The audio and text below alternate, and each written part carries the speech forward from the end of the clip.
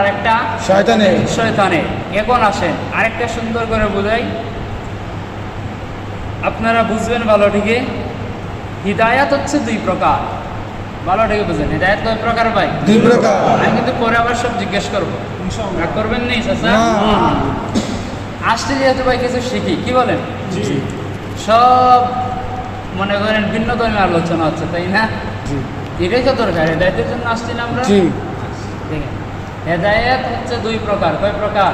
দুই প্রকার।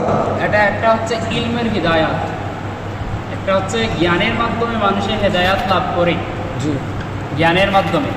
আর দুই নম্বরে হচ্ছে ইলিম অনুযায়ী আমল করার তৌফিক লাভের হিদায়াত। শুধু যে আপনি ইলিম অর্জন করলেন, জ্ঞান অর্জন করলেন, তাতেই যে হেদায়াত লাভ হবে তা না।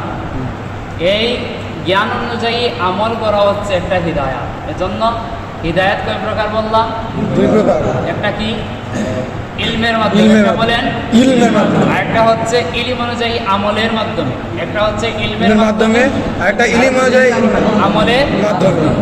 এখন বলেন তো, এত কিছু যে বললাম, সব কিছুর একটা কথাই হচ্ছে হেদায়াত মানেই হচ্ছে আমরা জান্নাতে যেতে চাই। হিদায়াত মানেই হচ্ছে আল্লাহকে চিনতে চাই। হেদায়াত মানে হচ্ছে আল্লাহ রসুলের পথে চলতে চাই।